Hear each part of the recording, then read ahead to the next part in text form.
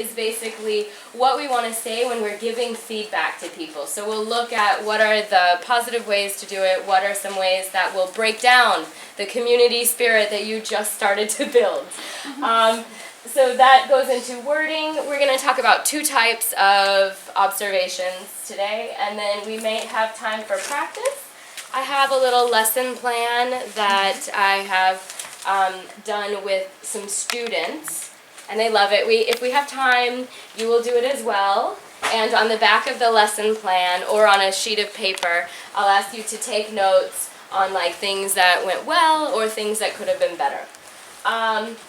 And then I will obviously always try to give you as many resources as I can. So there are several web pages that I will present to you. And so I hope you enjoy our little workshop today. Ola, could you hit the next?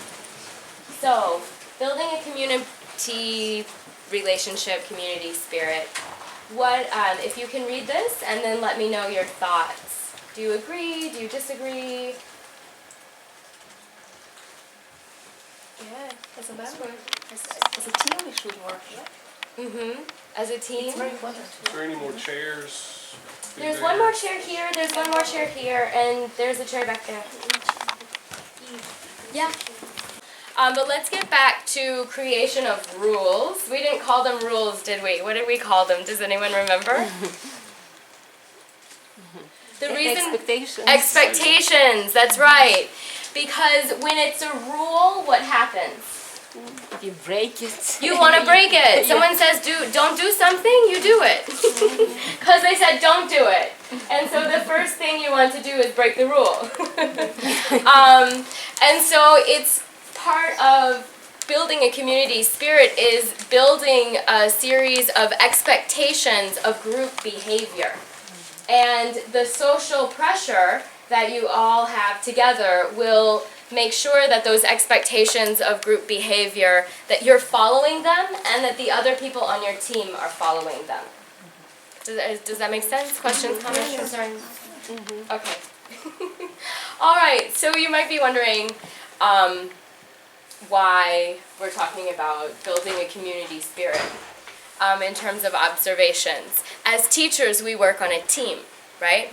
We work with a department, we're the head of the department.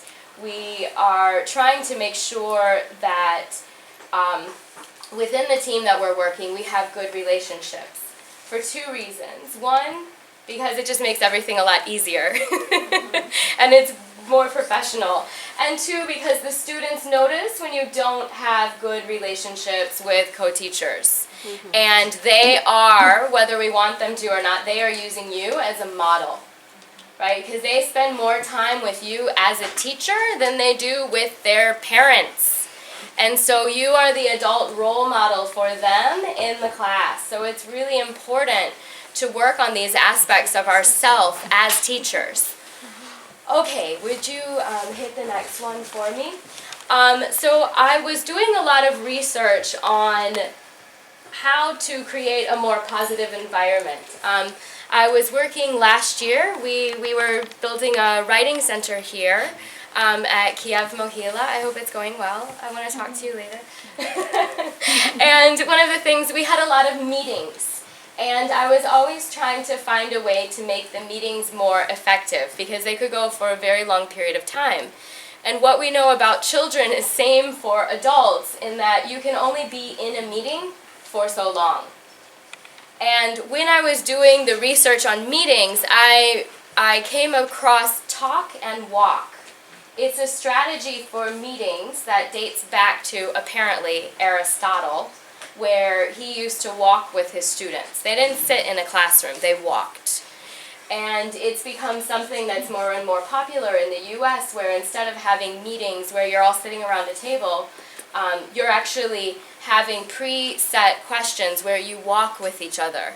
And then you come back and you have a debrief about what everyone discussed. So it's really interesting, and I hope you can see it's also applicable to the classroom. But one of the great things about Talk and Walk is it's creating more personal, professional relationships among the team members, among the staff.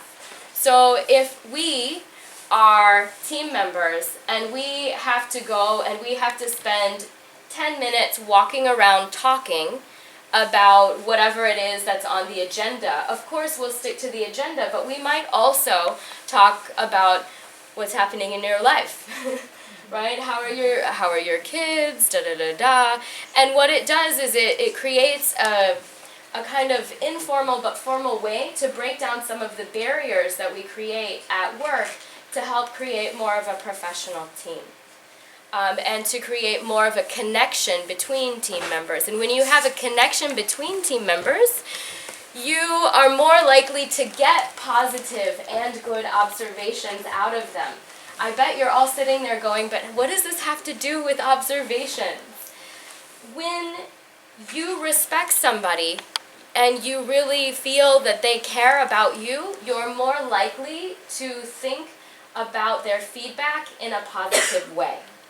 Observations are all about feedback. One of the main issues that I've found with observations, both in giving and receiving, is that when things are written or said, one of the things you can do is accidentally take it personally, right? And feel like it might be a little bit of an attack on you as a teacher. But when you have an environment where you know each other a little better and you really feel a sense of security with the other teachers in your group, it's hard to automatically think that they're attacking you. Because you're like, yeah, but I know this person. Of course they wouldn't say that in that way about my teaching. You know? So it helps to foster that kind of environment. Ideally. It may not always, but ideally that's the premise of my argument. Okay, so we're going to maybe not do a talk and walk because there may not be enough room, but I wanted to give you an example of what one might look like. Ideally in a classroom, you'd be able to use the hall or you'd be able to use some of the classroom itself. In a meeting, you can obviously use the hallway because most of the time our meetings are in classrooms or in the teacher center, and it's very easy to have access to the hall where you can talk. When it's spring, you can go outside, enjoy yourself, etc. So,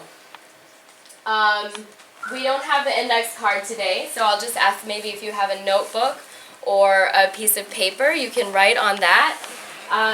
You're going to do a sit and talk. And basically we're going to do what it says here. Can someone read those for me so I don't have to always turn around? Who's willing to participate? Oh, come on. Is it because we're so many that you're shy? When have you ever been shy before? Don't worry, I'll give you a break.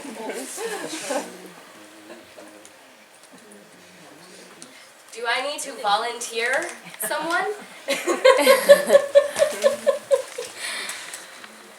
How about, will you read them for me? Just read. Oh, it's okay. You'll be fine. During talk and walk, you will be assigned to walk and share with another person for 5 minutes. You will do this twice. Each time you should both answer a question and write the responses to your new friend's question on your index card. Take a picture of your new friend on your mobile phone or camera. Right. Thank you very much. Thank you. So, basically, we're just going to do it once because we don't have time for 2 times. But I will be giving you a list of questions about kind of teaching philosophy, some of your ideas behind why you teach, how you teach. And then what I'd like you to do is I'd like you to actually imagine, so I guess I should say this, a caveat. You don't have to only talk about teaching. I'm going to give you a list of questions that are to elicit the information about your teaching philosophy, but you don't have to stick to those questions. One of the reasons for that is it's more interesting if you don't stick to the questions, because oftentimes in the course of a conversation, you might start with one question and it evolves into something else. So I don't want you to feel like you're trapped. You have to answer all of the questions. You can start with teaching and maybe it moves into something more personal. That's fine. However you want to do it. But taking a picture of your new friend that is basically because when we share with each other, we begin to see each other in a new light, right? So it alters our perspective of the other person. And so the idea is to take a picture of that person from the new perspective, right? Before you were strangers, now you are friends. How can you capture that person as they appear to you in that moment? So that's more or less what we're going to do. Can you click the next one? This is an example.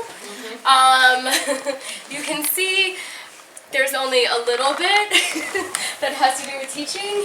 So my favorite color is green. My favorite vacation spot is Thailand. I feel happiest when I'm traveling with good friends.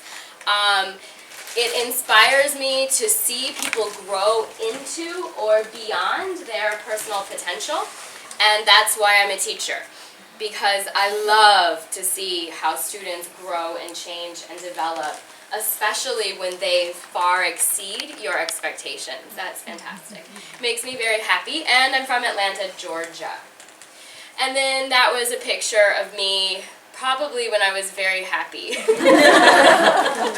And I was in Thailand. I took this picture 3 weeks ago, 2 weeks ago, something like that. So that's kind of an example of what it would look like. So I'd like you, let me get the timer and set the timer for 5 minutes. If you'll click the next, the slide please. Here are some questions that you can ask each other. I'd like you to find a partner. Ideally it's a partner, but we may have an odd number, so you are welcome to work in groups of 3, but not 4. 4 is big for this activity, okay? So can I see that everybody has a partner, please? Raise your hand if you do not have a partner. Later date, and you may want to review like what you talked about with someone. I've done that before where I've been like, ooh, I had this great conversation, but I don't remember all of the details of this person. And I really wanted to remember like how many kids they had or something very specific to show that I acknowledged and respected the connection that we created. And so that was one of the reasons why we write it down. So why do you think it's important for a talk and walk? Or why do you think I asked you to talk first about teaching philosophy? If we look at this in terms of observations, why would it be important to know others' teaching philosophies? Experience. Experience? Yeah. For you or for understanding their experience? Which were you meaning? To understand. Both maybe. Both. Okay, what did you say? To find something in common. Find something in, okay, yeah, sure. What else? No, I mean just both. It is And to important find for us addition- just to share maybe our experience with others. Okay, great. So It's just in terms of, again just to find something in common. okay, finding things in common and maybe also growing And because you're learning more. Yes, we are learning more to find some additional information. Okay, great. Anything To else? maintain the climate of mutual maybe safety and respect and support. Okay, so by understanding how other people view their role as a teacher, it helps you to maintain this climate of support. Is that more or less what you meant? Yeah? Yes. Awesome. Anything else? We like communication. Uh-huh. Just now we had a great opportunity to speak to each other. Okay. All right. Practice. To practice. Okay, cool. All right. So it's one way to practice. It's also a way to communicate with each other. Compare. To compare, to take notes, yeah, absolutely. The other reason that I think it's important to know about your ideas or your philosophy and teaching is that when we observe from our own backgrounds, our own experience, our own ideals, right? So when I'm observing, say if I come to your class and I'm observing you, it could be that I'm focusing on something that is important to me but not so important to her. Maybe she wants to focus on something else. So by being aware of what is important to other teachers, when you sit down to have an observation, either them observing you or you observing them, you make it a little more clear. You understand, oh, okay, so working on group work is very important for you. Right now I'm working on my transitions. So from one activity to another, I'm trying to make sure they're seamless. So if she was looking at me in terms of the group activities that I'm doing, but I'm really trying to work on my transitions and get feedback about my transitions, there's a disconnect there, right? And so I might be frustrated with some of the feedback that I'm getting from her because she's focused on group work. So it is important to know the philosophy and to kind of figure out where the teacher is in that moment in terms of their understanding and expectation of what the observation will be. The other thing I wanted to ask you is, how do you see this activity happening for you in the classroom? Could you take this activity and use it in your classroom? Yes. Yeah? How? Like, what would you need to do to adapt it? Change questions. Change the questions? Okay. And this activity is good for first year students when they don't know each other. Oh, absolutely. It's a fantastic icebreaker. And you can have it done several times, so they're meeting several different students. Okay, what else? But the students are so smart that they can speak Russian or Ukrainian and not English. No way. Instructions. Please speak. Okay, but that's a good mention because that is possible. But I think that one of the things you might be able to do with that is creating the expectation in the class that it's English all the time. Everyone tries as much as they can. But also being flexible, like if you hear them speaking in Russian or Ukrainian, not to jump in, and it's getting to know you, so it would be okay if they spoke in another language because they're trying to get to know, that's the purpose. The other thing that I might do with this activity is actually teach a subject matter and have them discuss elements of the subject matter, right? Or review for a test. You can have a talk and walk while they review for a test. I think this would be ideal because you have the whole kinesthetic part. You never get kinesthetic when we do test reviews, right? And so it would be fantastic to have them talking through certain things, walking at the same time, and it would be very interesting to see if their scores go up.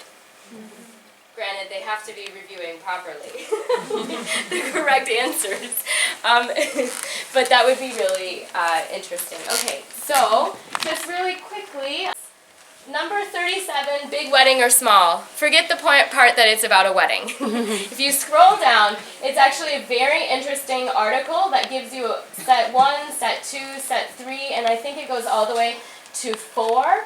And they're just just 3, sorry. They're just questions. And these questions are really engaging and they're really interesting and they're, for lack of a better word, they're designed to encourage intimacy. But we don't need to mean that between a man and a woman. It just could be like intimacy between people, right? It's to create a background of trust. And so this particular, could you scroll back up to the title? So if you go to the New Yorker and you Google, or you go to Google and you Google number 37, big wedding or small, you can find this list of questions. Some of the questions may actually be familiar because they are also in the 101 psychological questions that I've given you before for warm-ups. But these would be great icebreaker questions for your students. You can find a wide variety for different ages. Okay, so let's go back to thanks. That was perfect. Next slide, please. Okay, so hitting the mark. How should we do observations? Do I have a volunteer in the audience? Can anyone volunteer to help me? What should we do? You are going to throw something. Oh. So Oksana, just throw the candy over your shoulder. And this is the first time. Just throw it over your shoulder. Well, what if I hurt somebody? Okay, make sure you, that's a good question. What should she do? My direction. Or somebody? What can she do? How can we help her not to hit somebody? Yeah, so give her some directions, yeah? So what should she do not to hit people? Straight back. Straight backwards? Every girl in here say hit me, please. So just throw it. Listen to your feedback and just throw it. Keep giving her The feedback. scarf is on the table. The scarf is on. About 3 meters from you. Oh, she was so close. Where did the candy go? Oh, it went under the chair. That's fine. Okay, so she did not hit the, hey, don't turn around. Now I've got to move the scarf. Okay, so she did not hit the scarf. So that means maybe our feedback was not fantastic, was it? So let's try to give her more fantastic feedback so she actually hits the scarf. Stay that way, don't turn around. Okay, so let's give her more specific feedback. Someone said higher? Yeah, I think Higher? maybe higher and then. And what else? And farther. And further, okay? Can she move backwards? Ooh, no. No. Yeah, give a direction. Not to look. So the same, but is it the last time? No, we have to throw it until you hit the scarf. It's my torture for you. Okay. Should I start? Yeah. Yeah. Yeah. Okay, so where did she miss? Wait, don't look. Where did she miss? How does she need to change? Stronger? Okay, so throw it stronger. What else? Further. You need to throw it a little further and a little stronger. Maybe the last time. Until you hit the scarf. And to the left. Oh, someone said and to the left. Yeah, to the left. It's about the same distance like to the bookcase in front of you. Ooh, that's Just good. backwards. What did I say? Can you say it again? See The distance backwards is about like the bookcase in front of you. So is it The one with new acquisitions, Yeah. right? You know, it doesn't help. Just try. Okay, 3, 2, 1. The last time. No, not the last time. Almost. Don't be looking. I told you. Turn around, Ian, turn around. You did beautifully, and you were almost. Was she close? Yes. How far away was she from the mark? 10 centimeters. You were only 10 centimeters off the mark. The same direction. In the same. What was the direction? If we say in the same direction, is that? The same The direction. same direction, yeah. Is that enough? Closer to the shells. Closer to the shell, same direction, okay? Change the I'm bad at shooting. It doesn't matter.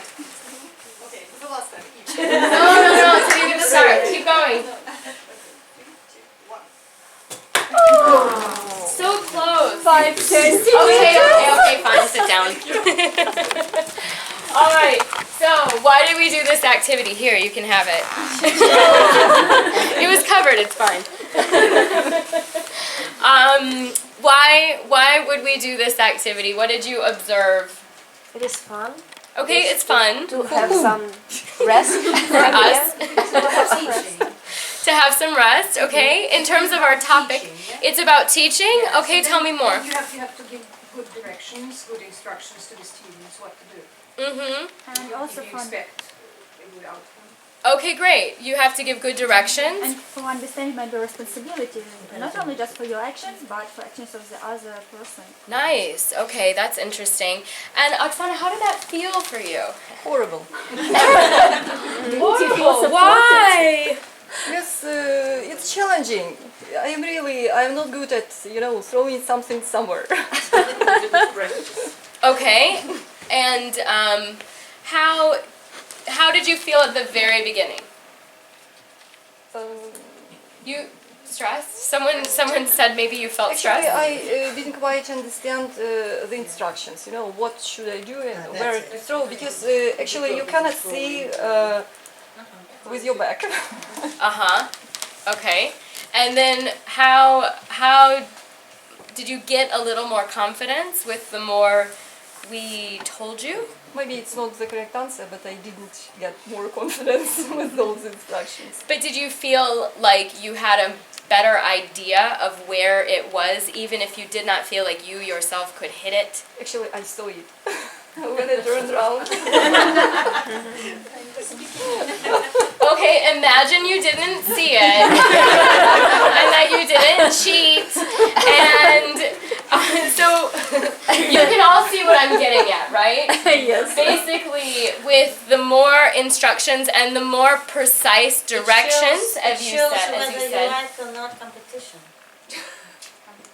One person likes to challenge, another just feel a little bit shy. Okay, that's interesting. That's it. Exactly. Yeah. Maybe that wasn't quite what I was going for, but that could, I think you could get there from this activity. But the activity was basically about feedback, right? So she threw it once, she didn't have a lot of feedback. And she was really far off, right? So the next time she threw it, she got a little better. But she hadn't seen it that time because I moved it, if you remember. And then the next time she threw it, she was so close. And it was because of the feedback that you gave her. It was more and more and more specific. And it was easier for her to rethrow. So it's the same with our regular feedback in terms of observations. When we're doing an observation, we're trying to work on a specific set of skills or specific feedback, right? Going back to what we were saying, like maybe she's working on group work, I'm working on my what? Transitions. Yes, transitions. And so when I'm watching her, I need to give her very specific feedback about what worked and areas maybe for improvement in terms of how the group work was managed and how the different activities are managed. So the purpose of that activity was obviously to show how important feedback is. Okay. But what happens if you hit the target for the first attempt? Then that's awesome! Get a new target! You see the target, you move it. Right? Because that's the process of lifelong learning, isn't it? If we hit the target, what do? We set a new goal.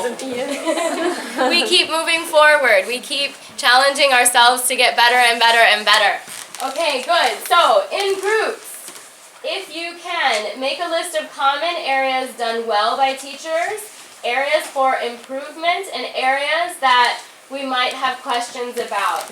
So, for areas done well, many of us are already very good at projecting our voices, right? Teachers are always very good at that. That's an example of a common area that teachers do very well. What are some other? Just give me one more common area that teachers might do well. Grading. Grading, okay, that's another one. What about areas for improvement? What are some common areas that we can always improve?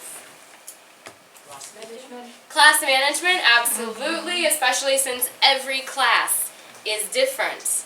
And so we're constantly doing that. What else? Someone said something over here? As an example, no? Timing the activities. Absolutely, absolutely. Areas that we have questions about, what do you think that I mean there? What might be a common area that you might have a question about? How to stimulate students to speak only English in class. Okay, okay, all right, that would work. Making sure, and also getting into the teacher psyche, like, why did you allow some people to speak in their native language during group work but present in English? Like, what was the reason behind? So one of the areas that we have questions about is oftentimes the rationale of the teacher. Why did they choose to do something in a certain way? And so when we are doing an observation, we might ask these questions, like why did you allow the students to speak English? Or why did you choose to put this activity before this activity? Because maybe there was a specific, something going on in the classroom when it happened. So what I'd like you to do is I'd like you to take about 5 minutes, and you can do groups of 4 or 5 now. and I'd like you to add to our list. Okay, so like we just did, some common areas. Okay, voice projection. What else? Grading. What else? Paperwork. Time management. And what was that? Paperwork. Paperwork.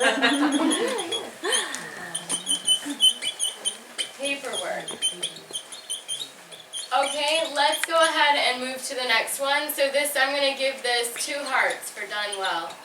Okay, this is areas for improvement. So he's going to have a smiley, not a smiley face, just a like. Okay, areas for improvement. What are some common, we said? Group management. Group management.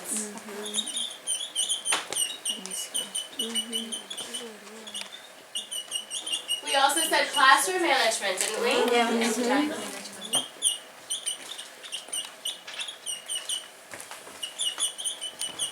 It's a very loud marker.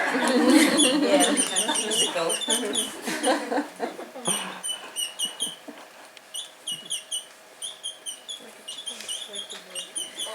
Anything else? Group work. Group work? Okay, we have group management. I'll put work above it. Okay, what else? Methodology might be some methods. Innovative method. Yes. For grammar or for... Okay, so using innovative methods. Let's put that in that way.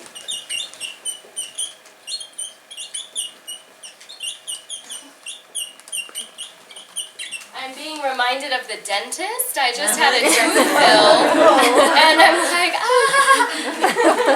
let's try a different color. And a different brand. Okay, and using innovative methods. I heard somebody also mention grammar. Did I hear that correctly? What should we say about grammar? Grammar is very broad. So is it like finding more activities, eliciting grammar? Like specific, okay? So finding...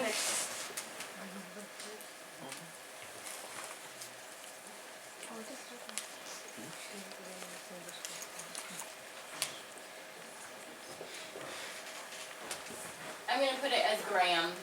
Okay, so now let's do areas that we have questions about. What are some areas that you might have questions about? Motivation. Motivation on the part of whom? Students. The students, okay. Teachers too. Actually, we know motivation. Teachers and students, Financial okay. motivation. I don't know how to say it, but we usually think about what to give more. Writing, listening, reading. Choosing. Okay, yeah, balance. Balance of activities. Okay.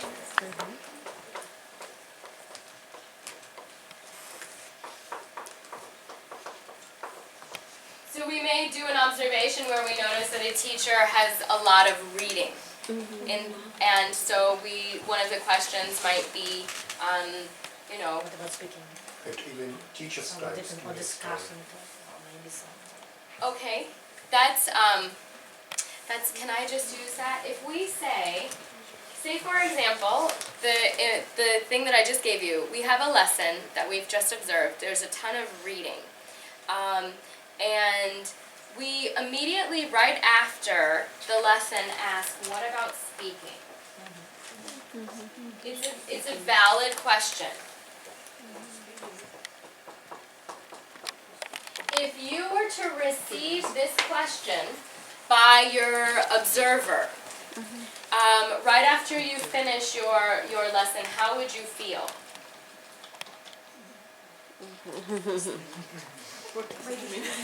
That I had a disaster. That I had a disaster? What? But you planned something before that it would be like that, and you receive a negative feedback, but you could change your lesson. Depends on but the it lesson. was deliberately. Purposely. Interesting. So I heard that this you would contextualize in your mind as negative feedback. But it is just, what about speaking? It's just feedback, right? So the reason that I wanted to use that as an example is it's really important to think about how we ask the question, right? Because this question in itself, well, oh, what about speaking? It doesn't have to be negative, but because there's nothing before and nothing after it, it appears as if it is a negative statement about, or you're having negative thoughts about the lesson. So how can we change this by adding a question in front of it that diminishes the negative feelings that it might evoke in the observee? So what could we put in front? What kind of question? We should say that in general the lesson was very interesting. Some But compliments. maybe you should or something not to be very direct. You're getting close. You're so close. But the word but. So when you're saying, oh, the lesson is interesting, it's dynamic, but what do you hear? You hear the but. And then you only hear what comes after but. You don't hear the first part where it was dynamic and interesting, right? So let's go back to questions. What kind of question could we put in front of this? Do you think that... Probably what the objective was. You have to understand the objective. Okay, so what was the objective of the lesson? And then you can choose whether or not to ask this question, right? But we cannot assume that we know. I mean, of course, hopefully you've given, the person being observed has given you a lesson plan with the objective listed, right? But sometimes we don't get those. So one of the questions we could ask is, what was the objective? Sounds even worse than what about speaking. Not necessarily, because from what was the objective? You have two different avenues you can pursue. So say the objective, the objective or the skill I was trying to work on was reading. And then, what happens to the question? Disappears. Right. So if you learn that the objective was reading, then how could you rephrase the question? Because even with reading, we can have some speaking, right? So how could we ask another question that would encourage them to have some speaking? Don't you think there might be some place still for speaking activities? What can be done? Okay, or how could you include some speaking activities that are also reading? Right? So how could you...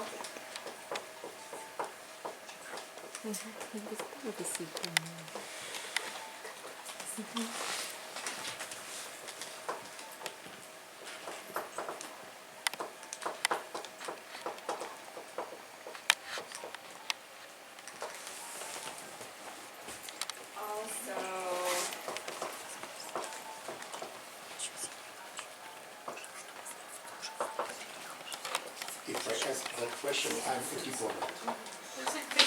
And that's what you want to be. An observer should always be a diplomat. Right? Because the other thing too is when we make the statements that we had before, they are fine by themselves, but we want the feedback. Like the reason someone asks you for feedback is they want to change, they want to grow. And so we need to give them the feedback and we need to help them to see it, right? It's just like all learning. With students, if you say, create a list of goals you're going to do, they make the goals and then they do nothing else, right? If they can visualize and they can see their progress and they can see changes as they are occurring, then they're more likely to get excited about the goals and they have a deeper understanding of what you're asking them to do. Does that make sense? Maybe the analogy wasn't that great. But the idea is that when you're an observer, you're actually leading your observee to say what you have observed. So one of the first things I do in an observation is I say, how did that lesson go for you? What do you think? What are your feelings? Because most of the time, the teacher will say all of the points that I have, except for maybe a few that they didn't notice because it was something that only I could notice. Like maybe they focused a little bit more on this side of the room than this side of the room. Or they were always going back to one specific student who had the answer. So that's one of the reasons we use observations, right? To find things that we don't even know that we're doing. Okay. So, I talked about wording. So, I want you to practice. I'm going to give you, in your groups, a lesson plan. And this lesson plan is for secondary school students. In the class, they have multi-level classes, right? So, you have some that are stronger, some that are not so strong. And the time, this is an enrichment activity, so you'll see we don't actually have a book, it's just for fun. The time is 30 minutes long, so this should last for about 30 minutes. The objective is to introduce and review vocabulary. The objective is also to introduce country music and the southwest of the United States. And then the last objective is for them to have some fun. That's always an objective for me. Okay, so we're going to do a lesson plan feedback, and then we might actually have me doing the lesson if we have enough time. So you will have a chance to do classroom feedback. So you can practice giving me feedback. So what we've learned here in terms of feedback is the questions we're asking. So there are problems with this lesson. I did it on purpose, right? So that there were problems, and there are probably problems that I didn't even know were there. There are a lot of times that happens as well. So what I'd like for you to do is I'd like for you to think about how can you ask questions that elicit from me. Imagine that after you go through and you review the feedback, or the lesson plan, we are going to have a time for face-to-face feedback. You're going to sit down with me and you're going to talk about the lesson and what you think is great and what you think you have some concerns about. But you're going to do it through questions. Okay? Questions, comments, or concerns? No. All right, we'll see how this goes. Can you show me who's in a group so I know who to give copies to? Each group will have one copy and you can write together on it. I think you're a group, right? How many? It's the time issue, right? To give the suggestion as well. Like I keep a running time and I have the individual time mark. Okay, good. What else? To clarify the objective, what was the original objective of the lesson? But I would need more than that because my response would be, well, it's vocabulary. To introduce country music in southwestern USA. What exactly you like to do with the vocabulary? Okay. So what is the purpose of having a vocabulary lesson, right? Is what you're getting at. Good. Yeah. What is the purpose of having a vocabulary lesson? What should the students be able to accomplish after they leave your lesson on vocabulary? And so then I could say, oh, well, you can see like we're trying to drill the vocabulary. So I just want them to be able to identify the words. They won't know all of them. They might know some of them, but they won't know all of them. And I want them, because we're going to do a reading that has all of these words, so I need them to kind of begin to have an understanding and identify the words as something that they know. Right? So that's a nice question because that allows me to realize and restate what I should have written. Like this is drilling vocabulary so that they can recognize it in order to prepare them for the reading that will happen later in the lesson. Great. What else? What information about the southwest of the USA did you want to include in your lesson book? Okay, great. So what about? Great. So what information about the Or why have you US? chosen this part of the USA? Okay, great. Yeah, those are very nice questions. And what else? Do you think it would be better if you had given the students the tape script of this song and they could also read and probably fill in the gaps to write these words to and then to sing at the end and that way practice the new vocabulary? That's a good suggestion, but I really wanted to work on their listening. So I was trying to have multiple levels, but absolutely that's another, I think maybe that would be better than doing the listening because... No, at the end. Right, Of well the because, lesson. well it would still be listening, but it would be because they could actually see the words written down. But the reason that I chose this is because they're secondary school and they don't get a lot of activity. And the class is right after lunch. And so already they're like, ugh. So I wanted to give them some kind of activity to motivate them so that they can continue later. And anyway, so I wanted to make sure that they were not sleeping on their desks. They cannot sleep on their desks and do the motions at the same time. It's impossible. Okay, that's great. Wonderful. Well done. Let's have a round of applause for everyone. Those were fantastic questions. So now we're actually going to do the activity. And we're going to pretend I have a class of 40-something students.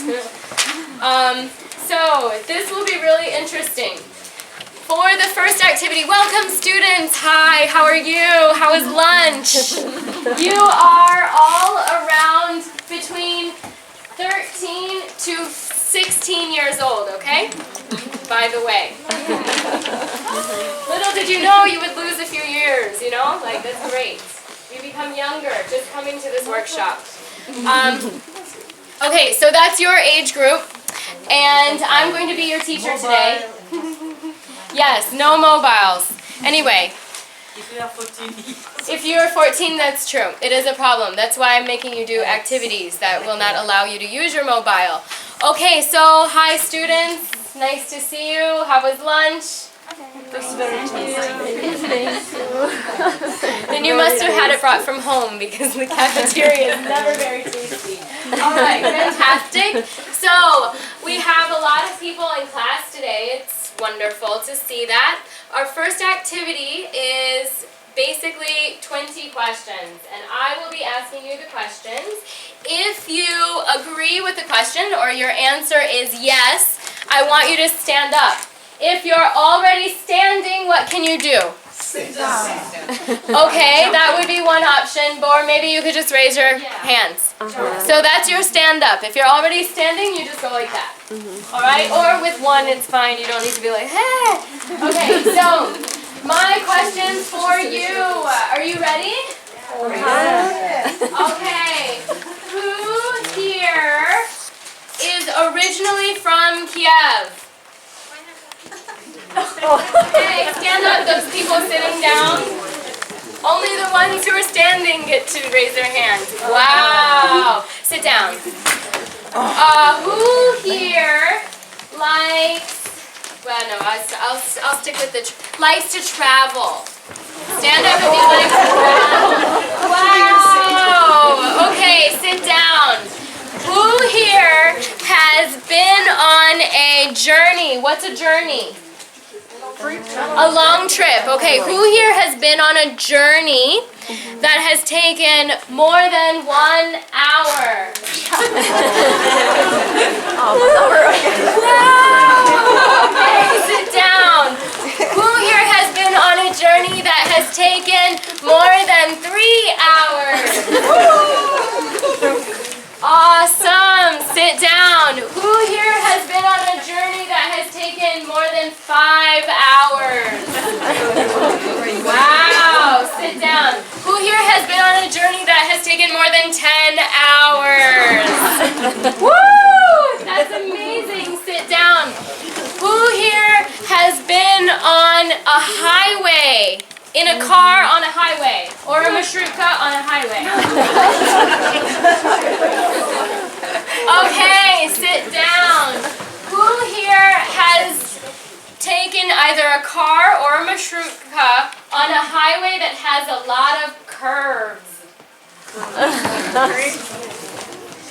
What is a curve?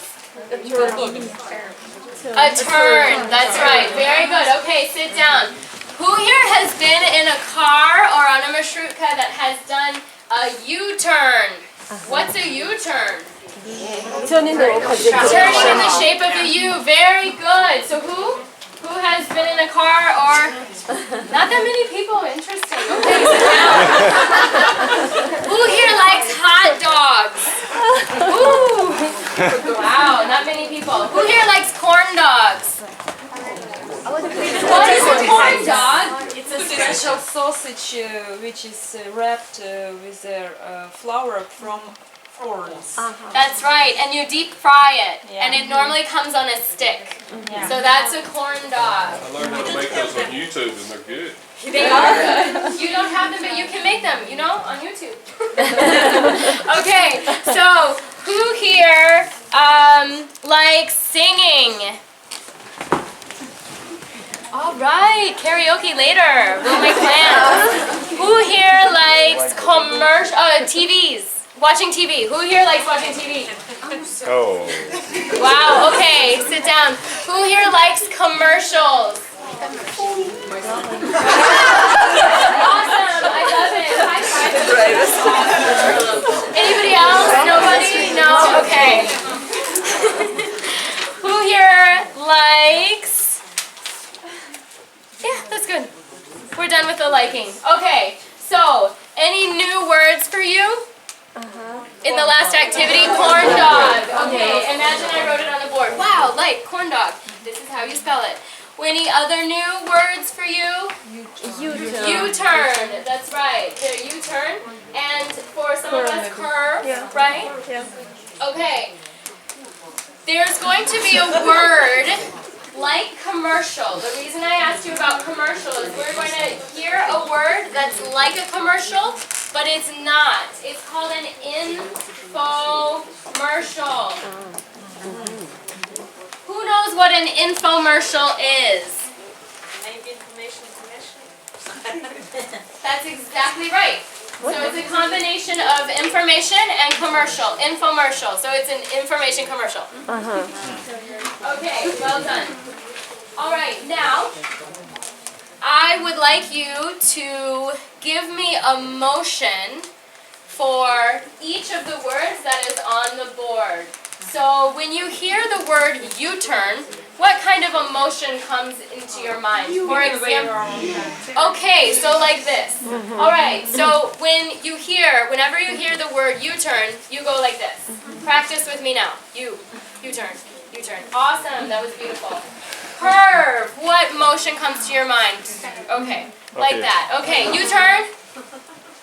Curve. Fantastic. Girl. Girl? Girl. Okay, everybody goes like this. All right, U-turn. Curve. Girl. Highway. It's like an air traffic controller, I like it. Okay, U-turn. Curve. Girl. Highway. Corn dog. Okay, fantastic. Governor. Governor. What's a governor? What is a governor? Is a governor a person? It's an official person, okay? For a city, right? Governor is an official person for a city or a town or whatever, yeah. All right, so what can we... Oh, wow, okay, like this for governor? An official? All right, U-turn. Hello. U-turn. Curve. Girl. Highway. Corn dog. Governor.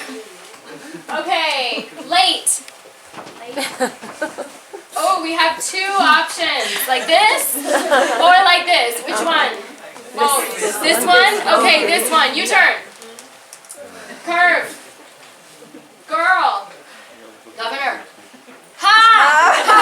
Highway. Corn dog. Late. Fantastic. Sung. Past tense of what? Sing. Sing. What's emotion? Okay, like I'm seeing a lot of this. All right, good. Sad. Okay. So like that. Okay. So what should we do for sad? I'm seeing a lot of things. Sad. So, this so, sad. Okay, I see more of these. Okay, so we'll do this. All right, 2. Okay, watched. Oh, I like that. Okay, watch. Okay, U-turn. Highway. Girl. Curve. Corn dog. Governor. Late. Sung. Sad. 2. Okay, watched. Company. What question do you have? Company. Company. Okay, that's nice. So what's the meaning of company in this context? Friendship, that's right. Companion. What's the other meaning of company? A firm, a corporation, good, a business. Glad. Oh, I like that. Okay. We already did that. Let's do this. Okay, fantastic. So one more time reviewing. U-turn. Curve. Girl. Highway. Corn dog. Governor. Late. Sung. What was sung? Yeah, okay. Sad. 2. Watched. However you do it. Yeah, okay. Company. And glad. Alright, fantastic. So we're going to listen to a song. Whenever you hear these words in the song, you have to make the motion. Okay, can you hit play for me? Can you hit pause? Just pause. And go back, please. Thank you. Try again. No. Yeah, it's from back there. Can you hit it again? Perfect. Oh, El Paso, I have ridden on your highway curves, and I have spoken to the governor about the use of your U-turns. Oh, El Paso, I ate 2 corn dogs and a wiener schnitzel, and I have watched your infomercials that threaten bigger muscles to those who stay up late enough to order. Oh, El Paso, I looked better than I was before, and I have sung my golden melodies with the best man that I know. Oh, El Paso, won't you save a place for a girl like me? I am awful sad to leave you, glad to have known you, and happy to have had your company. Okay, so probably we would do this a few more times, but that's enough. Alright, so feedback. You were observers. Well, okay, I'll take. We also saw the time. Was it matching? Yes. More or less it was matching, although I don't think that this took 28 minutes, yeah? Obviously not. How many minutes did this take? 15. 15. And we would probably do it one more listen time because I would want more students to have the opportunity to be successful. So it's only 1 minute and 30 seconds, 31 seconds to be exact. So that would be, if it was 15 minutes, we could add a little bit more time. So it would be like 17 minutes instead of 28, okay? So as observers, how would you get me to change the time? What question could you ask? Or maybe what statement could you make? Maybe don't you think it would be better to include a bit information, reading information, for example, about southwest of the USA or country music, and then do the listening? And then do the listening? Okay. That would be interesting. I think the first thing we might want to ask though is like again about the objective, right? Because the objective is to get the vocabulary prepared for the reading. So that's one possibility, to have it switched. That's totally plausible as a teaching, to have a different kind of introduction to the country music. That's possible. What else? Just like a question, are you sure it's enough, or are you sure you're able to Wonderful make the teacher activity. think about the Maybe. time? Okay. Because you pose a question and the teacher tries to analyze whether the timing was right or not. With my question, are you sure it is enough? Great. Yeah. So you could ask, are you sure that this is 28 minutes? Have you timed it before and it was 28 minutes? Because when I watched you, it was only 15. Right? So that would not be too aggressive, right? Or maybe, why don't you use less time for this activity? Can we ask so?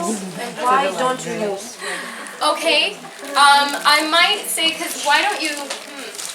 I think it would be okay to say why don't you use less time for the activity, but we could say it also in a different way. If you use less time for this activity, it will give you more time to do something else. Like, there's no closing activity, right? If this was really a 30-minute lesson, it's not. It's actually an hour-and-a-half lesson. But if this was really a 30-minute lesson, it would be like, okay, bye, you know, and it would be very sudden. So why don't you, if you use less time for this activity, why don't you use less time for this activity so that maybe you could add something here, or you don't have a closing activity, so maybe you could take some time from here, right? That wasn't really a question though, was it? Okay, anything else? If we assume that these might be new words for the children, you decided not to use pictures on purpose, or just in order to help them understand it by listening? Yeah, actually, that was a great question. When I do this, there are pictures to stimulate the discussion of a journey, but oftentimes when I do this, I've never met them before. And so we do 20 questions so that we're pretending I'm getting to know them by understanding what they like and what they don't like. And then we talk about the words, and then later we have pictures, but not immediately. Immediately I'm also assessing what their level is, right? So if they're having problems with these questions and understanding the questions and the vocabulary, I automatically know that I have like 2 different lessons, a medium lesson and a more beginning lesson. So this can be done by even beginning students. I shouldn't say beginning students, like the students that I've worked with had a fairly low level, but they know many of the words. Like they know 1 hour, they know bus, they know marshrutka. It's not so hard. So basically, whether or not they catch on and they can hear in the music the actual words, I'm assessing their listening to see which of the, am I going easier or am I going harder with them in terms of the actual lesson that I do. But that's a good point. Like if it were a class that I knew, absolutely. What else? There were some words that were highlighted in the questions. What was the reason for that? Oh, these, the questions that were bolded, it does say the questions in bold are related to the theme or topic. So the song is about a journey, and it also has, like, hot dog is in the song, traveled is a journey, another way to say journey, right? And highway is in the song, curvy, U-turn. mountain country music, and commercial is in the song. So country music is about country music. This was country music. But that's a nice question. Anything else? How can students be confused that they have different parts of speech in the same, I don't know, new words but different parts of speech? For example, sound and word. How could we explain that song and watch notes like sing and watch? Personally, I don't think it matters. Because I'm also, if they know it's past tense, then I know a level already in grammar, right? And then it also indirectly reviews what's the past tense of saying, sung. So somebody in the class always knows. But that would be a good question if there were issues with like if that was an issue, that's a great question. Does that make sense? But in this actual activity, because they're all in a song and it's about listening and hearing the words, it's not about the part of speech. That's not the focus. In the next activity, if I wanted to do grammar with them, I might have different words up here or ask them to identify what part of speech each word is. Does that make sense? Yeah, but that's also a good question. So I feel confident you all know the questions now and good ways to ask. Could you go back to the PowerPoint for me? I just want to leave you, click, we practiced, click, with the teacher toolkit is a nice resource I have been using. And you'll see that they actually have the talk and walk activity that we talked about in terms of creating a community environment for ourselves in our workspace, but for students. And they have students actually using it, and there's a video that you can watch on what it looks like when they use it. Obviously this is click for me. And then later, it talks about how to use it. Prepare and poise, walk and talk, freeze, discuss, and then how and when to use it. So this website is really nice. The other websites that I wanted to show you, okay, could you, let's do this one. No, sorry, this one. Okay, so you know how much I love TED Talks. So, it didn't actually load. That's interesting. Can you go down? Yeah, stop. Thank you. So this name right here, I don't even know how to pronounce it. What do you think?